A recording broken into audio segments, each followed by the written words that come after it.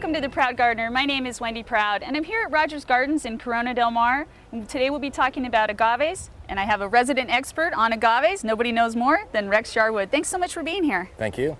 This is an amazing variety here. Tell us a little bit about this one. This is Agave Blue Glow, and this is one of my absolute favorites. You can see when the light hits it how the edge of the leaf here shines almost red and yellow. Really a beautiful plant. Very amazing. Now, I noticed that all agaves have this kind of rosette form to them. Why is that? Well, they're formed like a rosette so that when the water hits them, when it's raining, that it'll take all that water and direct it directly down to the center of the plant. A lot of these are from arid regions of the planet, and they need to collect as much water as possible. A lot of people will ask, how do you tell the difference between this and an aloe? And there's a difference here where you can see the spine on the edge of the leaf, and they also have a sharp terminal spine, though not all agaves will be sharp at the edge. Do agaves have any kind of economic significance? Well, most people would probably know them from tequila. Number of agaves, or not number of agaves, but one type of agave is used to make tequila. And then they also are very fibrous plants, so they can be used to create fiber for rope, string, etc. Interesting. All right, well, you mentioned the one about tequila. I'm interested in learning about that one, so let's move on to that variety. Right. This is Agave tequiliana, and this is the plant that is used to make tequila.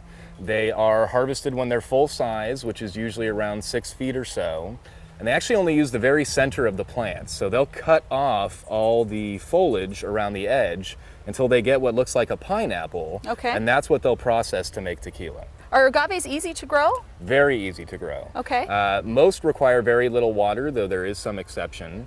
They're moderate to fast growing. They grow in full sun, whereas some will grow in shade as well. Okay. They're just a really easy to care for group of plants. Okay. And what's this variety here? It's absolutely stunning, the coloration on it. Yeah, now this is a bit of a rare one. This is Agave Attenuata Variegata. Agave Attenuata is probably the agave most people are familiar with. It's been in homes for the last 30 years, but this is a variegated form. It's absolutely striking. Really a great way to brighten up the garden. I believe you have at least one more here that you'd like to share with us today? Yeah, this is Agave Desmediana Variegata, and this is a really easy one to grow. It pups frequently, so you can see it's got all these baby plants around the edge.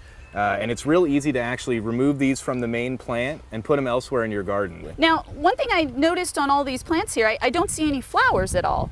Agaves all do flower. It takes years for them to bloom, anywhere from 4 to upwards of 20 years. But after they bloom, most plants will die. There are few exceptions on that.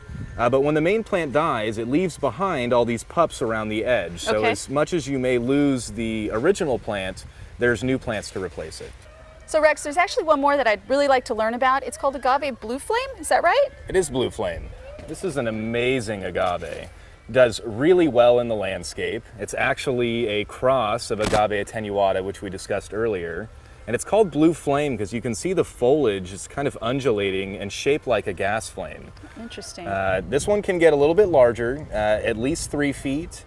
Will grow in full sun, but also in partial shade.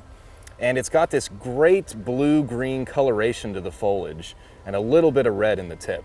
Rex, thank you so much for sharing about agaves today. This has been great. Well, thanks for having me. Thanks again. To review any part of this segment today, please visit rogersgardens.com.